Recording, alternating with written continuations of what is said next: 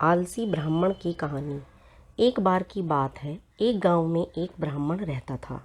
वह सुबह उठता, नहाता, पूजा करता, खाना खाता और फिर सो जाता था। उसके पास किसी भी चीज़ की कमी नहीं थी।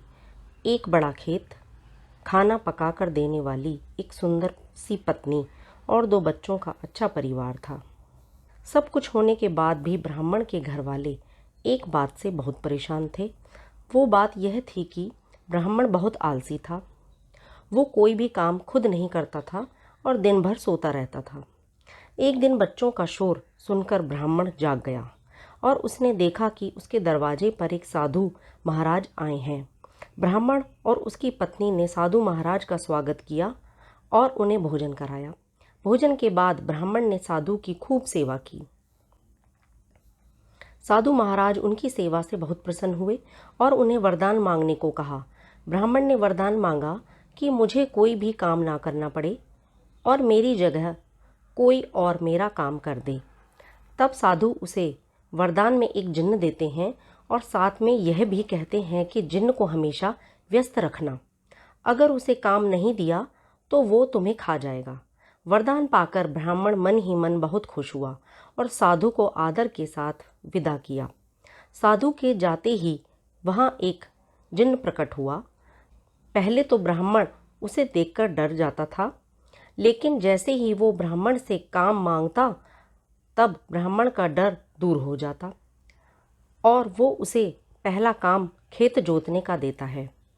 जिन्न वहाँ से गायब हो जाता है और ब्राह्मण की खुशी का ठिकाना ही नहीं रहता। कुछ ही देर में जिन्न फिर आ जाता है और बोलता है कि खेत जोत दिया, दूसरा काम दीजिए।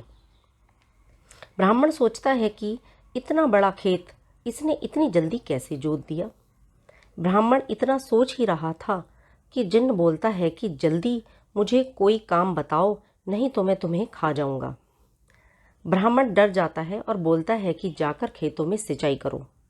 जिन्न फिर वहाँ से गायब हो जाता है। थोड़ी ही देर में फिर आ जाता है। जिन्न आकर बोलता है कि खेतों की सिंचाई हो गई, अब अगला काम बताइए। ब्राह्मण एक एक कर सभी काम बताता जाता है और जिन्न उसे चुटकियों में पूरा कर देता है।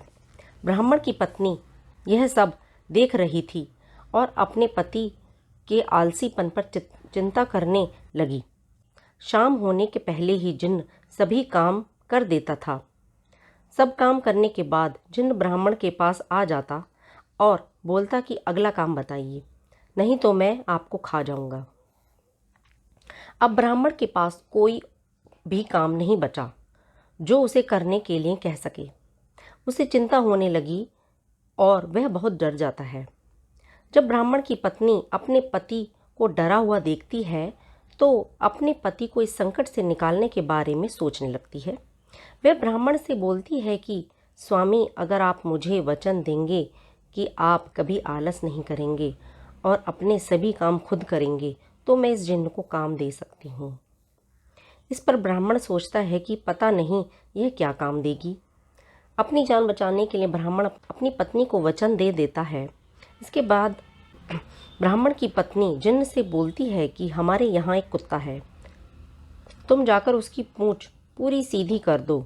याद रखना, उसकी पूंछ एकदम सीधी होनी चाहिए। जिन्न बोलता है कि अभी यह काम कर देता हूँ। यह बोलकर वह वहाँ से चला जाता है। लाख कोशिश करने के बाद भी वह कुत्ते की पूंछ सीधी नहीं कर पाता और हार मान लेता है। हार मानकर जिन्न ब्राह्मण के यहाँ से चला जाता है। उस दिन के बाद से ब्राह्मण अपने आलस को छोड़कर सभी काम करने लगता है और उसका परिवार खुशी खुशी रहने लगता है। हमें कभी आलस नहीं करना चाहिए। आलस करने से हम मुसीबत में फंस सकते हैं, इसलिए हमें आलस छोड़कर अपना काम खुद ही करना चाहिए।